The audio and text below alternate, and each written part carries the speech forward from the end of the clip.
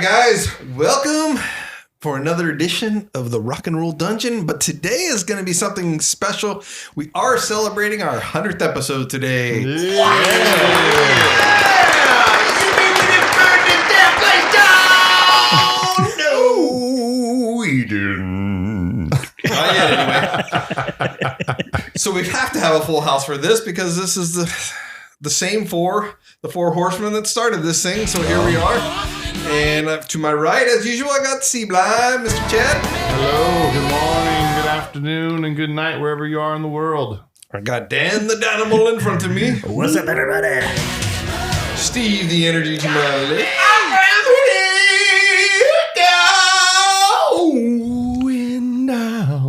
And me, Rusty Bones. And we got a special guest also with us today for this. We've got Justin, alive in the dungeon collaborator, is here with us too. Welcome. What up, Howdy, Justin? gang. Oh! Welcome to the show. Nice to have you. Thank you for having me. I wouldn't miss this for the world. The pleasure is all ours. Wow. That's good. Yeah. That's deep. And the world's pretty big. Take a whiskey. All right. So with this 100th episode, we are going to have a special bourbon that we have had before. And we're going to go back to it today. And we're talking about the Double Eagle. Very rare. It's the most expensive bottle I have in the Rock and Roll Dungeon. So Sounds appropriate for the 100th we do have to celebrate this. So let me tell you a little about the Double Eagle. Very rare.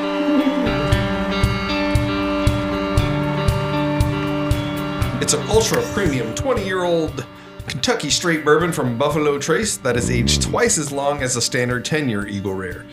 Packaged in a stunning crystal decanter and 2 sculpted eagles and a silver presentation box. It features notes of toasted oak, caramel, and come on, vanilla.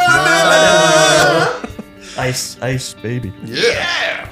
The package is beautiful when you get it. It comes in first the bag, then you open up the bag, then it comes in a silver metal box. You open up the box, the doors slide open. There's a light shining down on your bottle. That's too many layers between me I and was going to whiskey. say that's a lot. It's Of There's got- the man. I want to know when the rubber fist comes out. Well, It's got an eagle on the inside of the bottle and an eagle on the top of the bottle.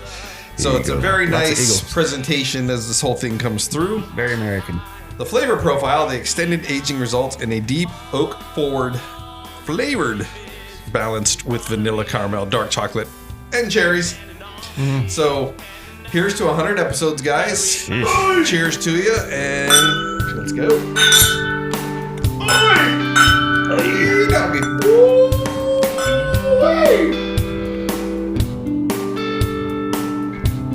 wow. Oh my gosh. That's good. That's I good. bet that's super smooth. That's probably the smoothest I've ever had. That is lovely. That's great. Wow. So good. Thank God I brought my backup liver. So the question that comes up, because I know that those casks live in the bottom of the brick house. I was there. I believe you were there earlier. No, I haven't been. I've never been. I need to go. Okay, so I was All this, and there. I've never been. I was there earlier in the year at Buffalo Trace. They had a flood in April of last year. There's a water line at the brick house of how high the water level was, which would have put 300 barrels approximately were underwater, where that same Eagle Rare, the Blantons, all the good stuff, the Pappy was underwater. They might want to rethink that and put it up top. Well, that's the aging Right. and the temperature is in such a place. So I'm wondering how that's going to affect further production. I mean, down the road, I don't know This how many bottle- years. They don't even know. Yeah, Honestly. they won't know. They'll break open the casks 20, after 19 years from now, 20 years from Yes, now. and go, Right. oh, there ain't no whiskey. Well, you got that Jefferson Ocean whiskey that sails around on the ships. That's right. Oh, You know, yeah, So I yeah. mean, that's bringing in the salt waters and everything else that's in the atmosphere as The they're casks are out sailing. The sailing Jefferson around the world. boat Yeah. ship. It isn't seeping out. So it's pretty cask tight. Is it getting past the char? Is it, how is it affecting what's inside? I would It's say- adding extra pressure. They can That's true. bottle it as surviving the flood and mark it up 30%. Yeah. Well, they could. Well, we're going to have to wait 20 years. We're going to have pond water. Yeah. All right. Well, there's our Double Eagle Very Rare Toast. We're here to talk about the 100th episode, so let's kick this bad boy off. 4x4. 4x4. 4x4. Okay, our top 4, which we will continue to do as we go into the next 100 episodes of the Rock and Roll Dungeon. Today is our favorite Rock and Roll Dungeon episodes. Top 4 from the first 100. What happened to that episode? Maybe if you are a listener and you didn't catch those, you might want to check them out. So you guys got your episodes picked out, and do you think there's going to be any doubles? Because there's 100 episodes I think to there choose might from. be a double. Yeah? Well, I think there might be 1 or 2 doubles. Yeah. Okay, what are you thinking? So for me, Rusty? I think that all 100 were perfect. So there should be a tie for first place for all 100. Oh, nice. Oh, Nice. Steve, what do you think?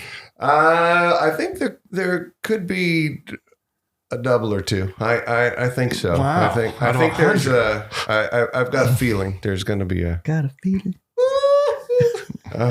not that no. Feeling deep inside. Oh, Yeah. okay. There you go. Okay. Yeah, Beatles, Black Eyed Peas. That's almost like comparing Poison to Kiss. Almost. Oh my goodness. Almost the same. It's a blurred line.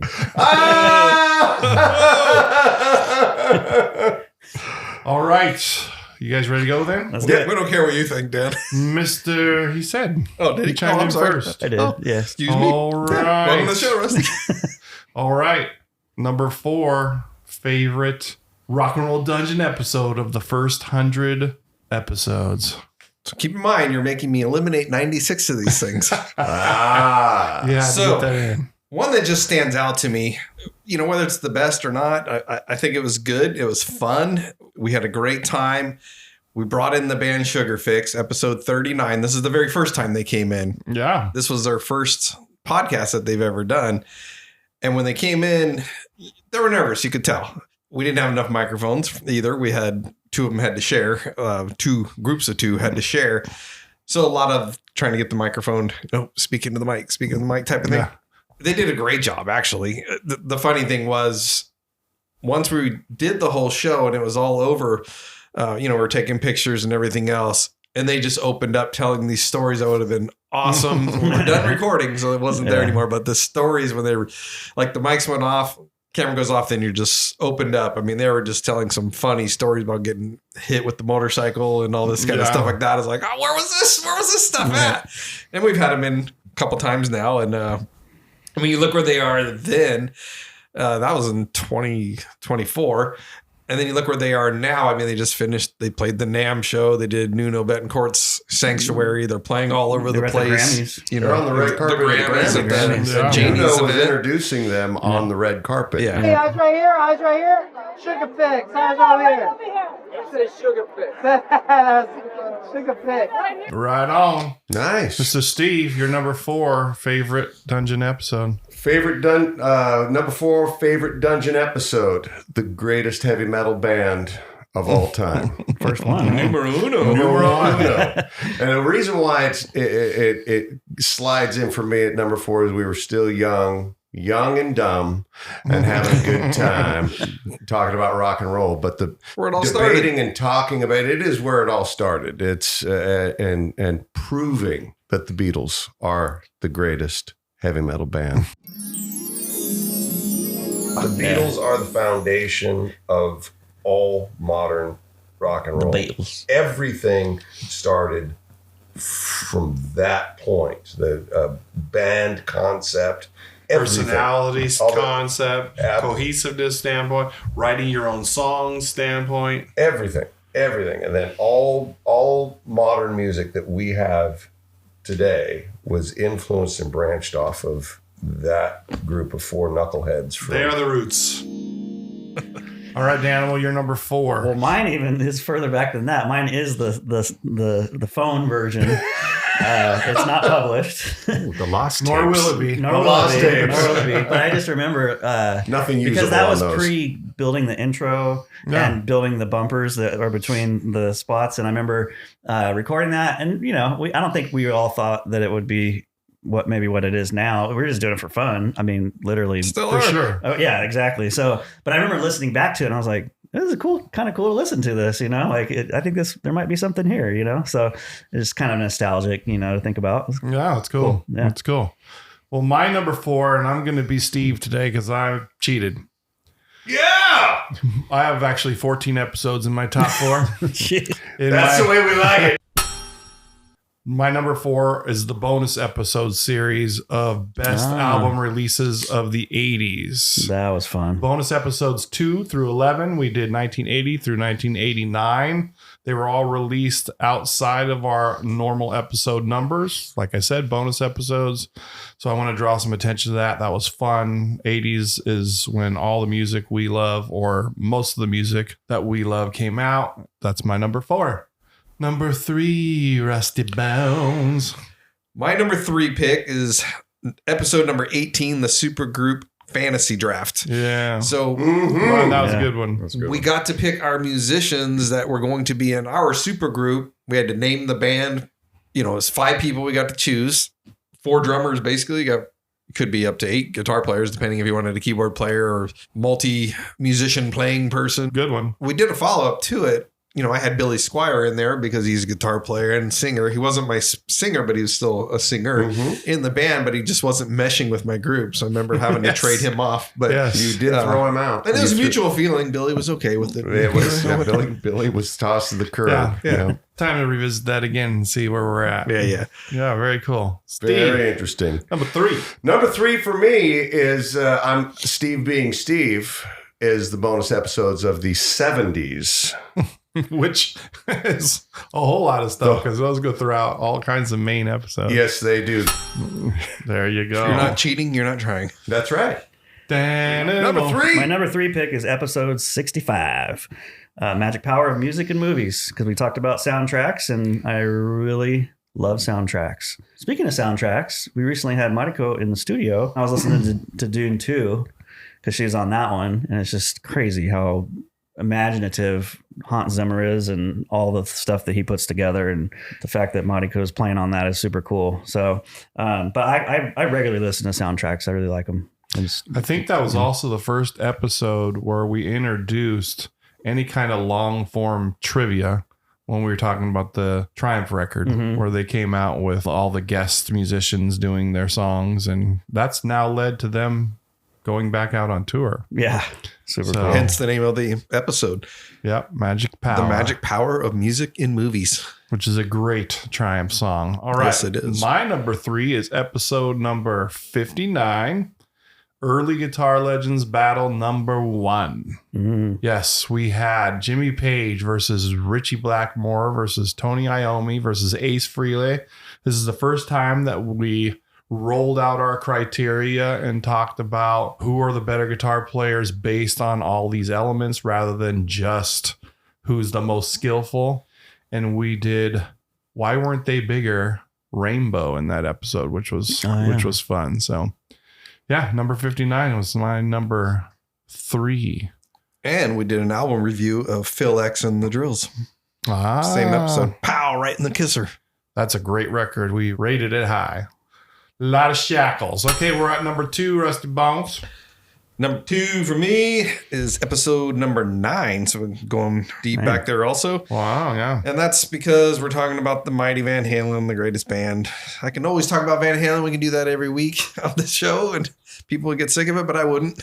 Number 2, Steve. Very interesting. Yeah, my number 2 is first double. Oh, really? Yes, is with Chad, is all the bonus 80s episodes. But the pinnacle for me was 84. Arguably the best year. Arguably the best year. Next to 1980. 80's a tough one. which we did that battle, Yeah. 1980 versus 1984. Yes, but that Also was in the history of our But episode. those bonus episodes, they were fun. They were nice, nice to the point, and We covered a lot of music. there was a lot of music covered. A lot of music. And all that music is still the music. Yeah. You watch today's sports. I watch NFL. Every time they go to commercial, they're playing songs from the 70s and 80s, Yeah. not the hits from today. Nope. Interesting. So, Interesting. that is How America's relevant samba. that was. Yes, and continues to be. Mm-hmm. All right, Mr. Dan, number 2. Number 2, I got number 72. Not as in seasons, but as in episode number 72 Nice. with Marco Miniman. It was our first time having Marco on the show, Yes, it and what was. an honor it was. And now it's kind of interesting. He's pretty much a member of the show. He's the Yeah. guest co-host for yeah, sure. Yeah, but it was cool for me because I think one of the bands that he was in that I had listened to years ago was Necrophagist. Kind of a cult classic death metal band that they kind of put out a couple albums and then just went away. And Marco played for them on tour, and the fact that he played that stuff is pretty insane. It's pretty crazy drumming. Yeah. Well, he's a pretty crazy Yeah, he drummer. is, he He's is. There's But- not many people that have ever lived that are better than him. Exactly. Indeed. All right. Well, I guess we got the second double because my number 2 is episode 72. All right. Discussing the world's best drummers with drum virtuoso Marco Miniman. First time on the show. We got to talk about the record that he did with Paul Gilbert, Spaceship One. Mm-hmm. And then, of course, in the featured subject, we got to run down a bunch of artists and stuff that he worked with. But the 4x4 was the highlight. The top 4 drummers from Drum Virtuoso, Mhm. Marco Miniman. Of course, we all did our top 4, and we're glad that he is our brother and he's our Compadre. cellmate in the rock and roll dungeon. Sell me. I like that. First of all, there are many number ones. They were all number ones. Everyone I mentioned right now.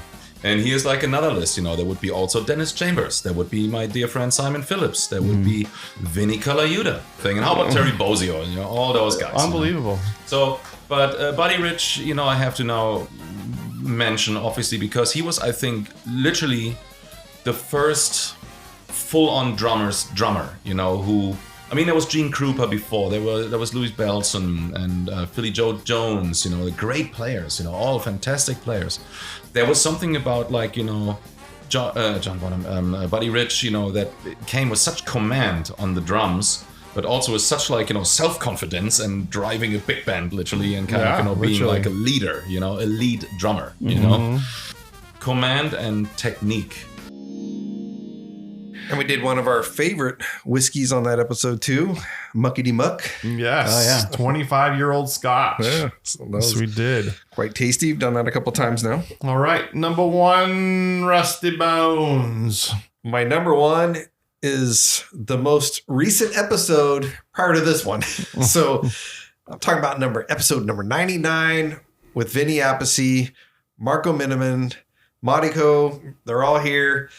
And just how that whole episode went down, we're going to pick a song from each of the Black Sabbath albums, Yeah, our discography desirables. the Ronnie James Dio years, and then all the Ozzy years. And we're going to pick our favorite song from that catalog. We didn't know Vinny was coming. Marco's here, Modico's here. Modico has to leave. She steps away, but then comes back like 5 to 10 minutes later with Vinny and Leslie. They come in. Perfect timing. Marco and Modico surprised us with this, and we're going to go through these episodes. Not episodes. We're going to go through these albums with the guy that played the drums in Black Sabbath. He didn't pick the songs with us, but he had a story from almost every album as we went through them, and it just made it so much fun. So check out that 99 with Vinny, and I'm sure you guys, maybe we'll have a double, maybe not, but what do you guys think about that episode? Oh man, that was awesome. He was blowing my mind with those John Lennon stories. So Oh yeah.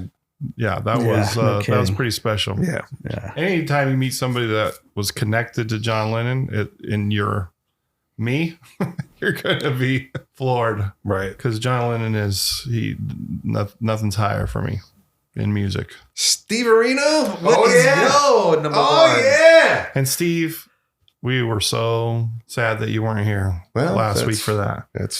Well, Vinny will be back. He had a good time. So rock and roll. We'll do some more stuff with our new friend, Vinny Appice, drummer extraordinaire, Black Sabbath, Dio. Last in line. Hooty-hoo.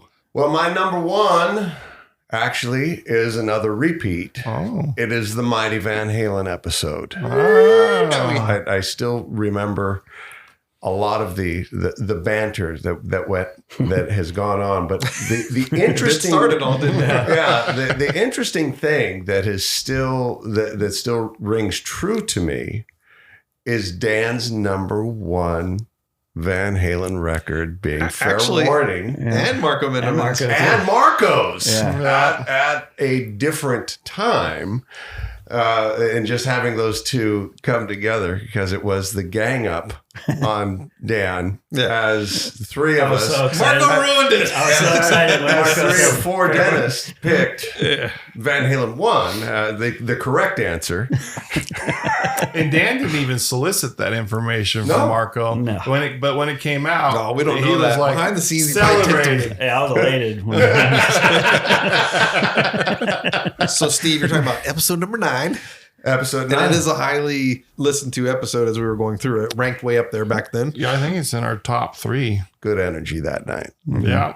Number 1, Dan, I'm out. another double. We got a lot of them. 99, Vinny Appice. What a treat that was. Man. What was the highlight for you?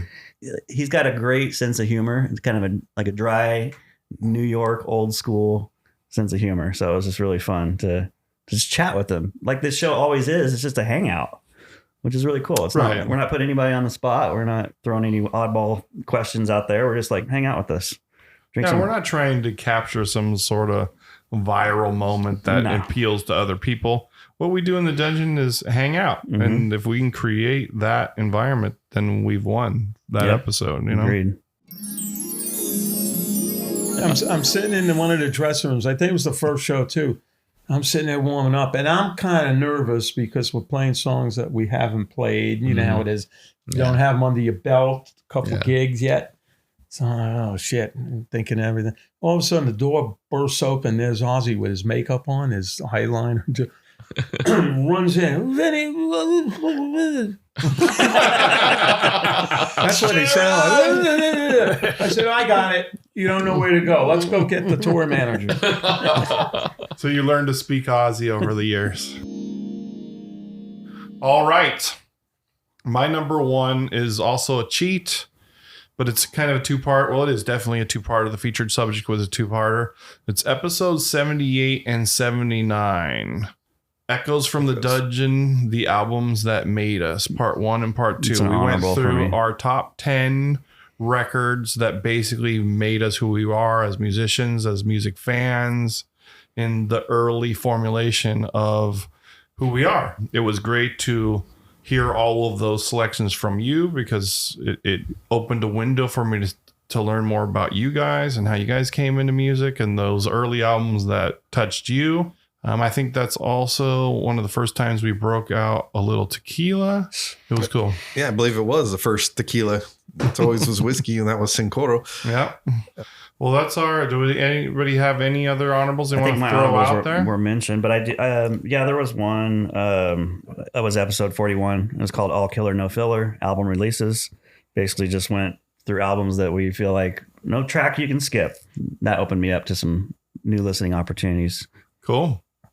Honorable mention for me was I don't remember the episode numbers, but when we had to decide who was the weak link. I was gonna say, yeah, the Rock and roll Zeppelin MVP. one. Rock and roll That was MVPs and painful. Zeppelin Painful. was in there. It was very painful. The Who was in there. Yeah. And I believe we had the Mighty Van Halen Yeah. and how surprised everyone was with my Well, I remember it response. well because you threw out Robert Plant and Roger Daltrey Daltrey. out of their bands. Because I had to. Yeah, that was some fun stuff. Rough one. Rusty Bones speaking here. I do not like those episodes at all. Those are not fun. Those were Chad great. has. It's You know what's funny Those is were great. yeah. what's funny is Chad has to remind us that This is not happening, you guys. They're not getting kicked out of the band. We get so worked up about it. Emotional almost. Yeah, so my honorables would be anytime we're talking about Kiss, because I love Kiss.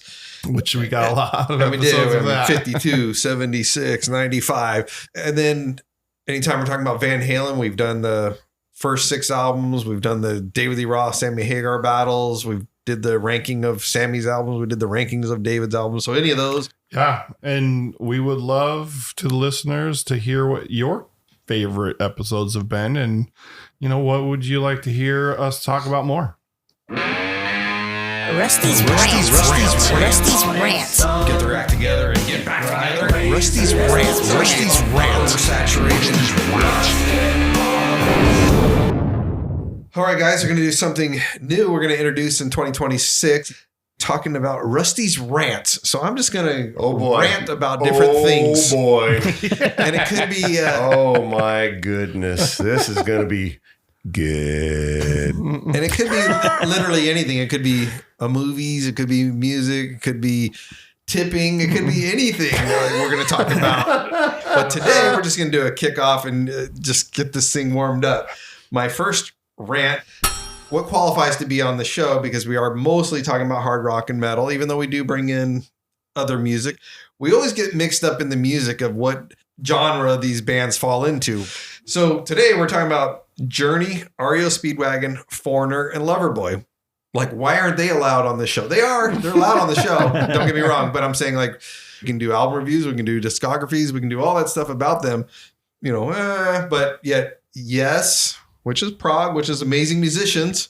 And then we got like Styx, which is another prog rock, semi-prog rock type band. They have concept albums and everything else. But no Journey, REO Speedwagon, Foreigner, Loverboy. So what's allowed, what's not allowed? I think they all should be talked about, is my opinion. So what do you guys think? So here's my take. I think that heavy metal is the greatest genre of music ever because there's no rules. You can do literally anything in heavy metal. Like you can go from a blast beat with a black metal singer into a passage that's acoustic guitar and classical with a violin playing in the background, all in the same song. And I think that heavy metal musicians are inspired by all kinds of music, and especially some of these bands that we're talking about. I don't think it necessarily means they're a hard rock band or a heavy metal band, but I think it makes them kind of heavy metal, the fact that they're inspiring the genre of heavy metal in certain ways. So if Metallica came out and said, I was really inspired by Air Supply, we should now include Air Supply as a hard rock band. No, not include them as a hard rock band, but possibly include them in a conversation somehow. Well, conversations, we talk about music all the time. And we talk about all kinds of music. We've done top 4 lists of bands Guilty that pleasures. are not heavy metal or hard rock. I think Rusty's rant kind of goes a little bit more towards when we're doing a top 4 list of hard rock and heavy metal albums that came out in 1982. Why can't I pick somebody from an album from Why Journey can't I have or Escape in Loverboy? that list? Yeah, Because that's- it's, but I can answer that. I can answer that because it's not hard rock and heavy metal. That's why it is corporate rock. It was. But what was the genre then when it came out? They didn't have those. Of course they did. It's just rock. It just rock. It was corporate rock. It's not heavy metal or hard rock when the songs are specifically cookie cuttered into that 3-minute 8-second Trying tune. to be a pop song. Trying to be a pop song and living in the mass-produced world of corporate rock. I think part of our problem that we have here is that we're kind of lacking a genre to define this other group of bands, because there's definitely points of why they're not hard rock, but they're also not soft rock. So where do they fit? They can't just be rock, because rock just defines all music. Rock is almost a synonym of the word music. If you go to the Billboard charts, these bands, and Steve and I know this very well, they fall in hot AC, which is hot adult contemporary music. That is that genre. We know because we charted on the hot AC chart, number 9, back in the 2000s. Love Is 24E, quick plug. Sweet.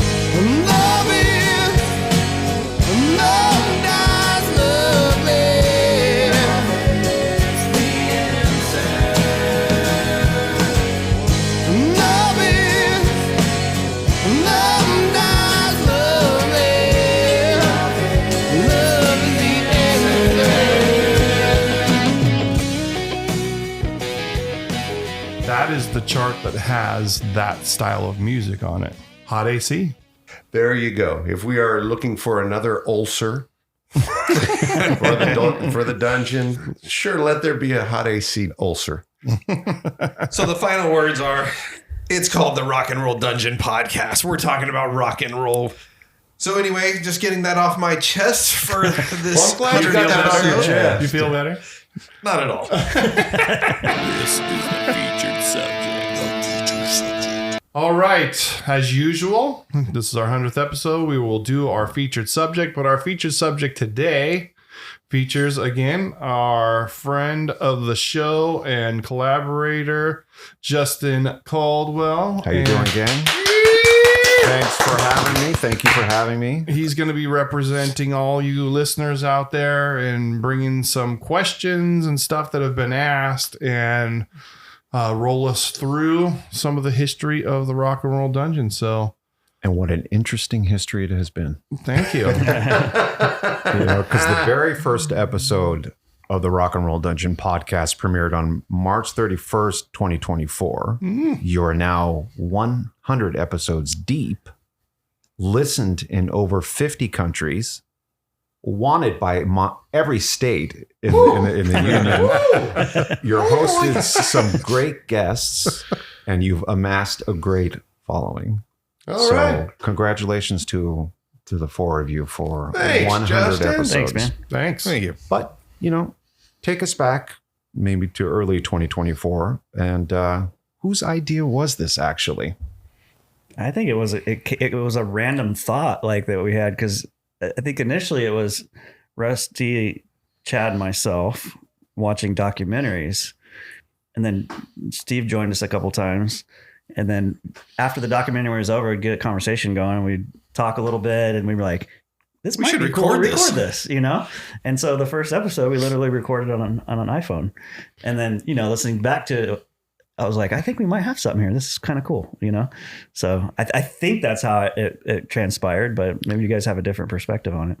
No, that's pretty right. That's how it transpired. For me, I remember talking to you guys about some YouTube episodes that I had watched recently from Metal Edge, Izzy Presley Network, and they had Mike Portnoy, Mayorga, drummer for Stone Sour, Charlie Benante, Eddie Trunk, and then the two of them, and they were all going track by track with the solo records of Kiss, and then they did a track by track battle with the original 3 records, and then they did Destroy a Rock and Roll Love Gun. And I remember sharing with you guys that I'd watched those episodes, and I was like, I want to have that conversation. I want to go track by track. So we created our place to have a conversation. Yeah. Dan and I have known each other for a long time, like 15 years or something like that. And then Chad and Steve have known each other for a long time as well. So just getting together with that, all 4 of us have played in bands. But yeah, it all started, not the dungeon we're recording now, but the dungeon. The first dungeon. The original dungeon. The original dungeon, yes.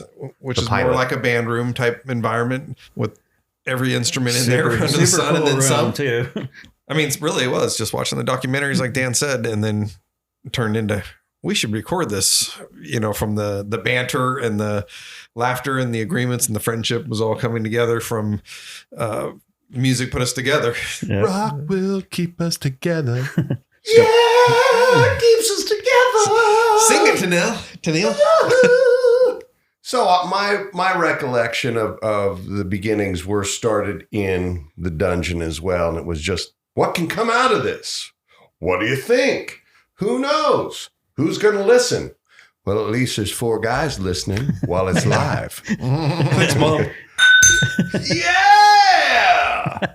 So you guys had a specific format in mind then, what you wanted to do. Not originally. We just had some subjects that we started talking about, and then it kind of made, I think it it got evolved. its form. Yeah. Well, it evolved into where all 4 of you have a sort of character name, a pseudonym. And how did you actually come up with those pseudonyms with Sublime and Rusty Bones? I think they've always existed. Yeah, they they've grew existed up with us. prior to this show. Yeah, I've always been Danimal to my bandmates, and Chad's been Sublime. Steve's been the Energy. Rusty was always Rusty Bones in his band. Yeah, you open up our CD, you're going to see Sublime. Well, you have And a long, the energy. and the energy. So you have a long history with each other, but in the 100 episodes that you've done, have you actually learned anything about each other that you didn't already know? Oh, tons.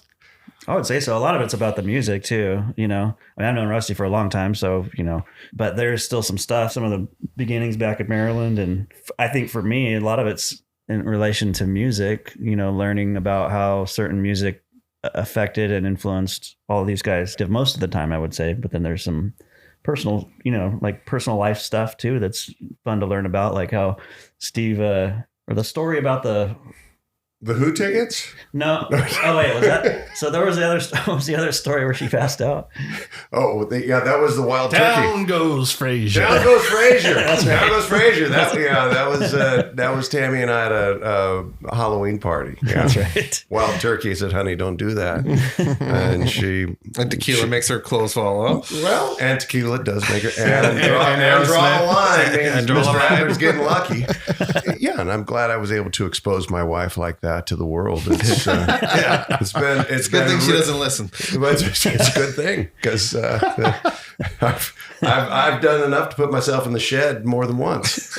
But there's one thing that is missing, as far as I'm concerned, in this whole production, is Rusty Bones' video production capabilities and Y&T in particular.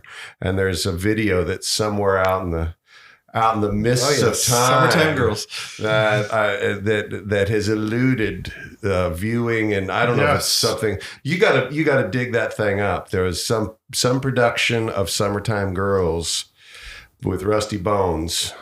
Video and recordings and radio shows. Yes. There's all kinds of early Rusty Bones stuff you got to find alluded that to stuff. that we have not heard yet or So seen. there's some real deep cuts out There's there. some deep cuts. Oh, yeah. There's some There's deep cuts. cuts that Deep cuts that nobody wants to see. keep cutting. So, and with that, I mean, there's probably a lot of funny moments on the show and a lot of things that you probably didn't make the tape.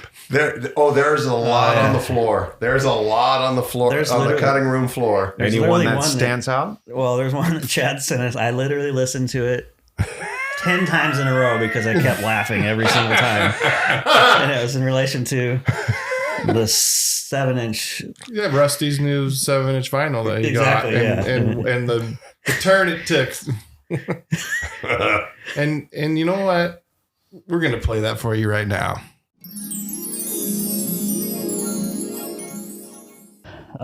We were just looking at a really cool 7-inch that Rusty has.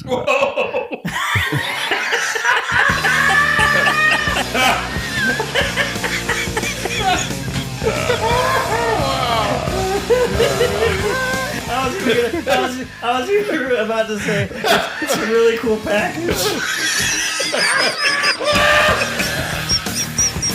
Thank you.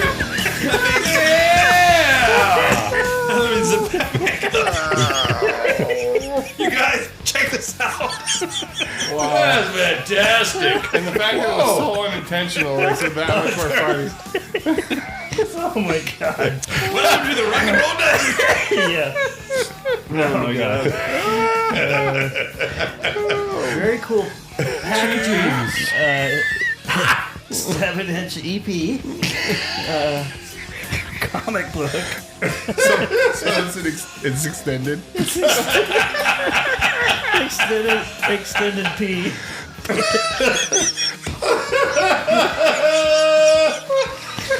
You guys. Thank you for listening.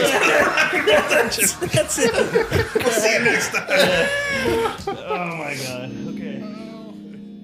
One of the highlights of my life Oh, it is. You don't have to was wait. that banter.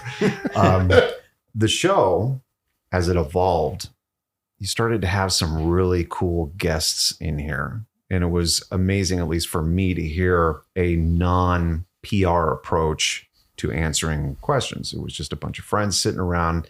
What's been your favorite guest so far? What did you learn the most from these people that you had no idea about, that you probably only would have learned in this kind of atmosphere? Well, for me, Marco is he is a Dungeoneer, more than just a guest. But the stories that he shared with the prog guys, Eddie Oford, John Anderson from Yes, Eddie Oford being the producer of Close to the Edge, and other greats. But just as far as I'm concerned, I didn't know that Marco had those kind of connections as well, as Jimmy Page connections, Brian May. Brian May connections. I mean, he knows everybody, and it's awesome to how down to earth Marco is, and just hanging out. There's some whiskey that we or scotch or bourbon that we're taking a sip of, and just hanging out and hearing the stories. And I can see that Marco's having a good time, and he comes back, so he must be having a good time. So going off of what you said, Justin, I think that the environment is the key. We're just hanging out, talking rock and roll. The only reason why we have subjects is to just keep us on track, help the conversation. That's what we enjoy doing. That's why, we don't have tons and tons of guests, because we don't seek out interviews over Skype or the phone or anything like that. There's a lot of podcasts that you can go listen to where somebody's just talking to somebody over the phone or over Skype.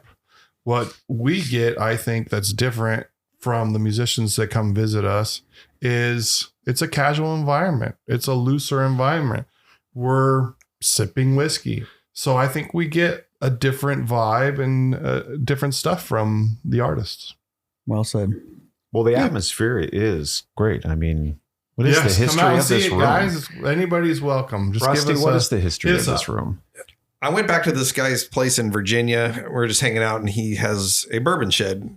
I've never heard of a bourbon shed up until then. I never heard of Pappy Van Winkle. And we're in his, and he's got the shelves, and he's got full of whiskey bottles and stuff in there. And one of the guys we were with asked him, he goes, "Hey, Hugh, you got this bottle of Pappy Van Winkle up on the shelf. What if somebody walked in here and offered you $5,000 for that bottle?" And he took a moment to think about it. I mean, like literally a second. And he's like, "F no, I bought it to drink it." So then I just started learning about it and studying more about the bourbon history of it. And then I got carried away and just started buying it. I mean, I'm putting it in the closets and shelves, wherever I can find the stuff to store all this whiskey that I was buying. And then ended up building an actual room off of the house, like just a whole separate building for a bourbon shed. The podcast just moved from the original dungeon to here. So it's and this is where it's been, and it's a great atmosphere for this kind of thing. So 100%. People come in, whether, for the guests, like Chad was mentioning about coming live in person, it makes a huge difference. And they come in here and they're in awe because it's literally just hundreds of different whiskeys and then tequilas in here that are appealing to those that drink and even those that don't drink. Yeah. I mean, they look at it and they're just staring. Yeah, it's very impressive. Has always been very impressive, and the listeners have seen the pictures of the walls and everything that's going on in here.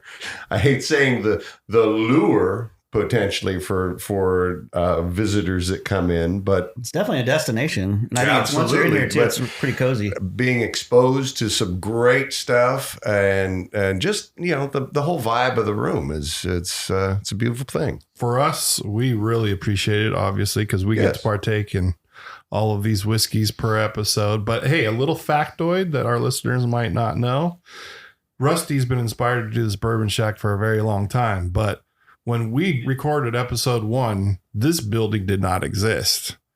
Rusty went to work at it hard once we started doing the podcast.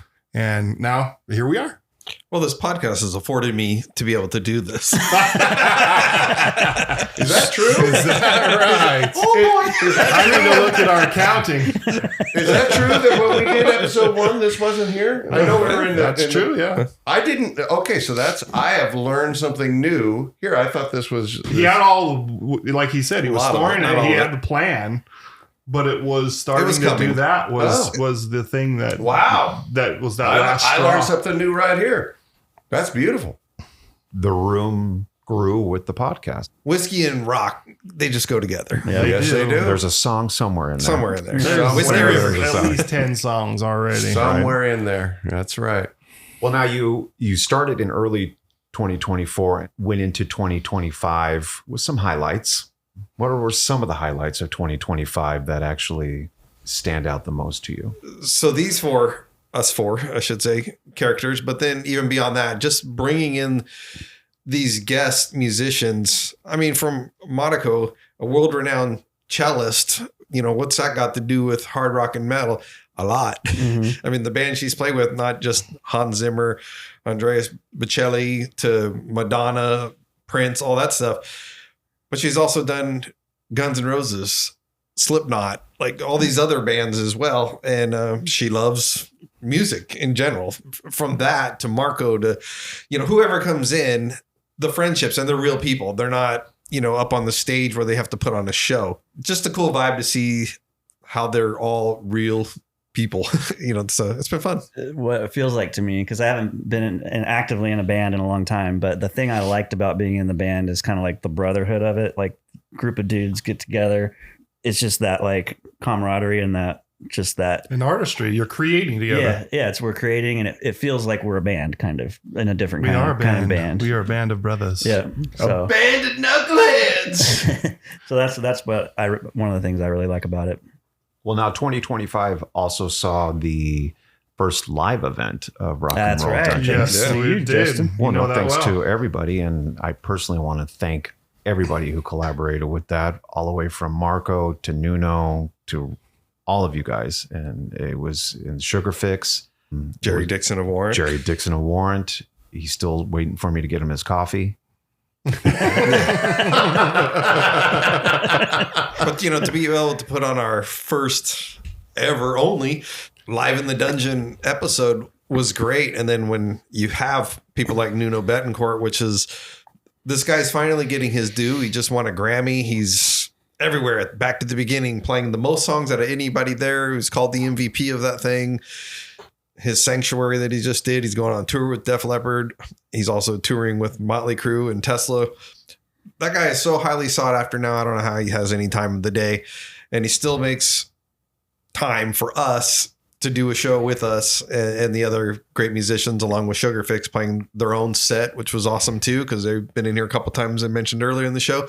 So just that like, wow, this is cool. Like, what a cool venue too. Like, I just feel that whole night like has a really like a good spot in my mind. That memory, like a nice impression. Yeah, nice impression. Like, it just that whole event felt really good. And we got to celebrate Kiss Meets the Phantom of the Park. That's exactly right. We were able to see Sam that big on the screen on the big theater. Because when that came out, it came out on TV. Justin, you were the guy behind the scenes that did everything to put that whole thing together. That was your event, really. We were just asked to be the hosts of it, and you and I ran around everywhere. But ultimately, I mean, you really get the credit for putting that whole thing together and changing the dynamic of that movie, Kiss Meets the Phantom of the Park. We always say the best, worst movie ever.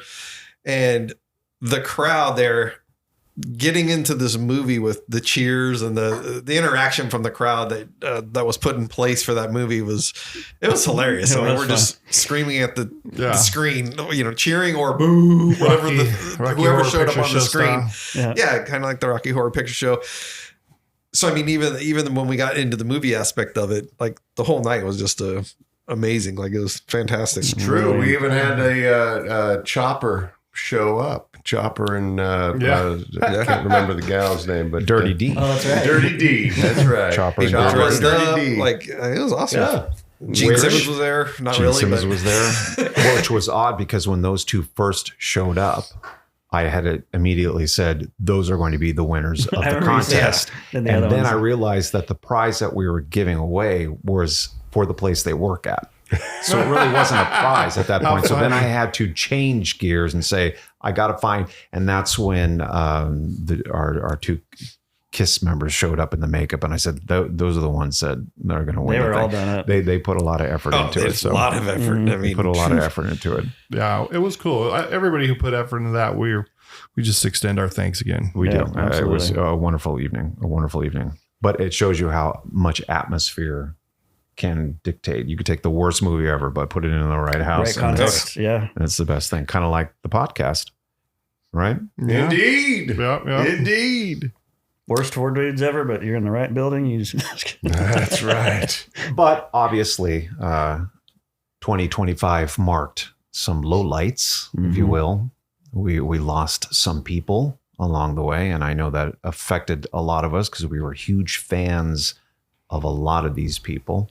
And I'll go over to Chad and ask Chad, what was the most shocker of 2025 of the people that we lost?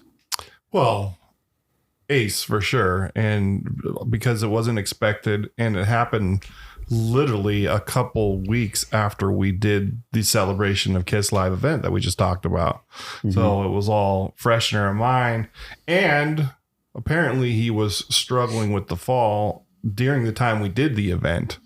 He just hadn't passed yet. So, and then, Ace he's the lead guitar player of Kiss. Kiss is the first heavy band that I was ever into. And yeah, he's part of not just my childhood, my life. So yeah, that was a big deal. Yeah, I'm on the same path with Ace. Ace Frehley was always my favorite in Kiss, from his solo albums to Frehley's Comet to Kiss itself. We didn't know that. Yeah. No, that's Did I ever say one news. time I went to Monsters of Rock? What? A lot of memories of Ace. And another one comes to mind is Ozzy. I mean, what another great one that we lost, the original dark heavy metal band frontman. That event, for him to be able to attend, in a sense, his own, I don't want to say funeral, but memorial.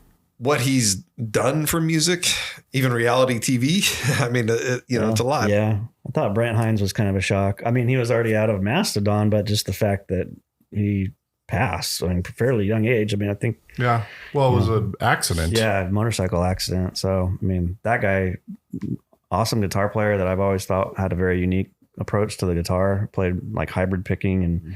And he, to me, is a kind of a rock star in the true sense. So yeah, he'll be missed. We've been waiting for John Sykes to do something for quite a long time. It's been threatened in many forms, including, coming back with Blue Murder. Vinny was just telling us last week about how his brother Carmine had been constantly reaching out to him to try to get that band back together to do something. I remember there was a time when Mike Portnoy and John Sykes were going to do a band together. Yeah, John Sykes just never got it back together to do something, and then we lost him. So story's over. Well, John Sykes, for those that don't know, I mean, he was in Whitesnake, he was in Blue Thin Murder, Lizzy first. Thin Lizzy, Tigers sorry. of Pantang, Tin Lizzy? Tin Lizzy on Thursday, and Tree Turkey. Tree Tutty. Another one for me, just because I met the guy, and Mike Peters from The Alarm. 24E opened up for The Alarm back in the mid 2000s, and met those guys, and he just passed away. And so it's always tough to lose somebody that you've had some sort of connection with. Sure. You never realize just how much of an impact someone makes until after they leave. Yeah, which sucks, right? Which sucks but then you realize that while they were here, that impact was being made still with just their contributions and their works. Ace for me was probably the worst one so far. Of course. Because that was the first taste of the four people that I admired so much. They made up my entire history, actually, of music. That one hit the hardest for me for that. It showed you that just at any moment, life could just like that. Yep. Couple other shockers, I would say. Maybe some might not all be shockers, but it was an impact to see them pass. You got Brian Wilson of the Beach Boys. That's musical history right there. David Johansen of the New York Dolls, vocalist of New York Dolls. That was a big one. And then, of course, the tragic murder of the Spinal Tap creator, Rob Reiner. Oh, that's right. Yeah. That one blew me away too. You don't know. You would like to think that it's going to end kind of ceremoniously. You would like it after all of the great movies and art that he provided. And then after it's done, you sit there and go, so that's how it ends? Yeah. That's the question in something like that too. This is how it ends? Yeah. But now we're Horrible. in 2026. This is going to be the 50th anniversary of a lot of things coming up. So what do we look forward to in 2026 for the Rock and Roll Dungeon? The box set of Rock and Roll Over. No. Well, you bring up a good point because I know Chad has the 45th anniversary of Destroyer. And Yes. it was a very nice box set because when you look at the Alive and Dressed to Kill stuff that came out and the production and everything that went into that, that's a great package. Absolutely. They got to give rock and roll over some due. Gene had control of it. There's going to be a 50th The Elder box set. For me, there's some 40-year anniversaries that I really like to see these albums get some extra attention again. Albums that maybe some of them were overlooked. Some of them that were just huge that just don't get talked about as much anymore. 5150 Van Halen. Oh my. That's hitting its 40 years. Love What? to see some attention to that. What? Iron Maiden Somewhere in Time. Yeah, Oh! that was one Love of mine. to see some attention spent on that. There's a ton of Ozzy Osbourne records that get a lot of attention. The Ultimate Sin came out in 1986. And although people remember the hits, I think that album largely gets overlooked. And then the album that I would love to see attention. You can't even get a reissue of this vinyl.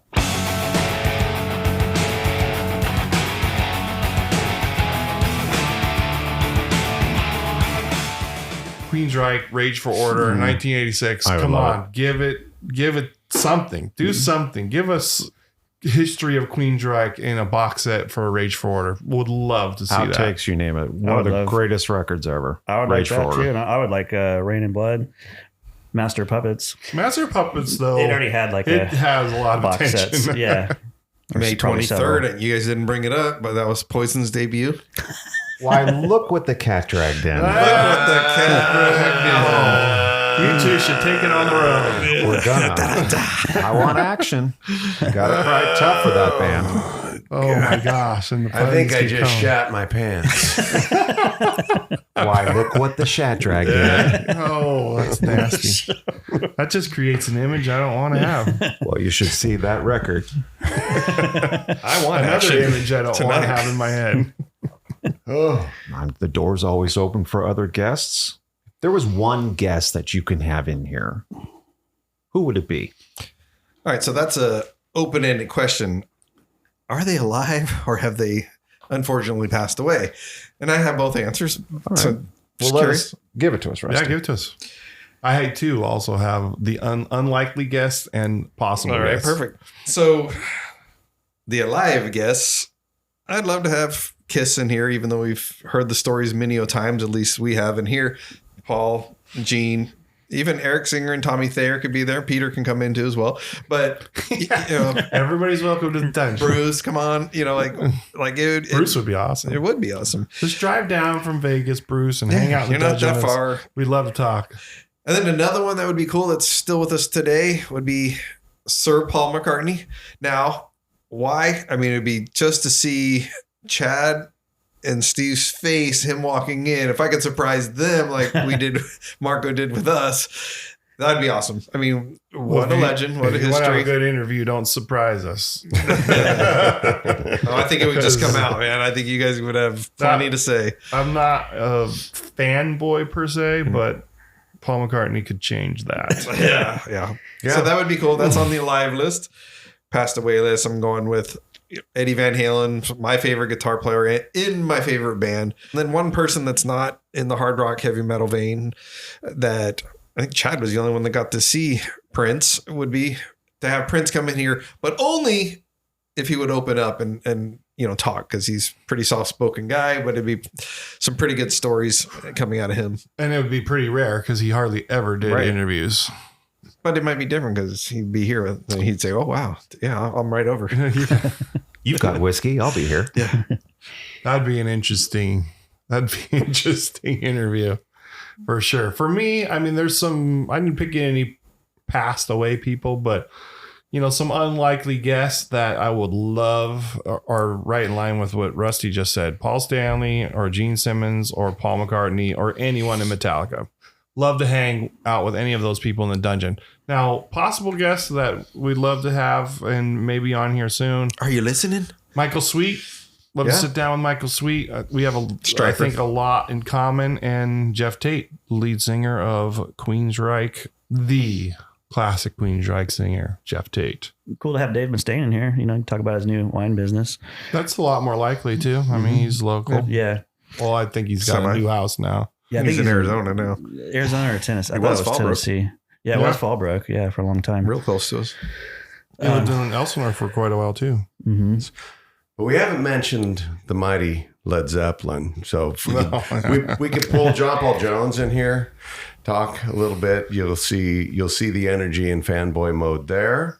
And he's probably the most possible because Jimmy and Robert are also guys that never do interviews. Yeah, they don't do interviews. And Maybe swing by for a midwinter's drum. it could be. Nice. Could be. The posthumous interview that I think would be awesome would be having the great Jim Morrison in the Bourbon Barn and just seeing what kind of mayhem the Lizard King could bring. Look at all the colors. Oh my gosh. We're not opening up all of them. I can only Damn it, imagine. And just what Mr. Mojo Horizon could bring into the Bourbon Barn would be something of legend.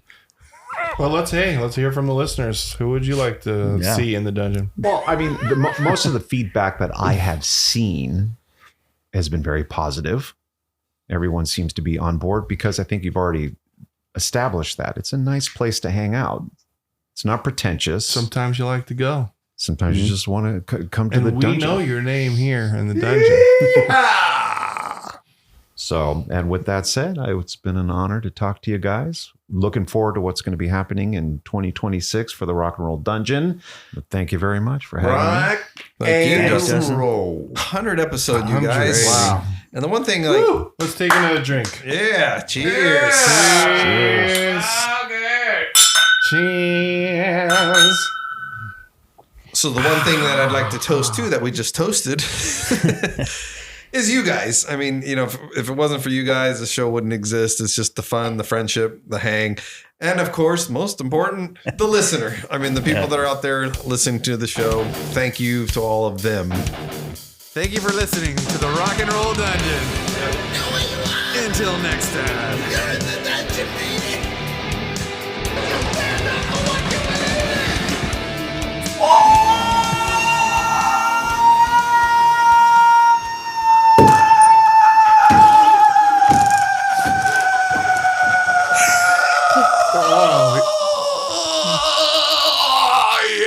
The head's about to blow off his shoulders. Love you all. Spread the word.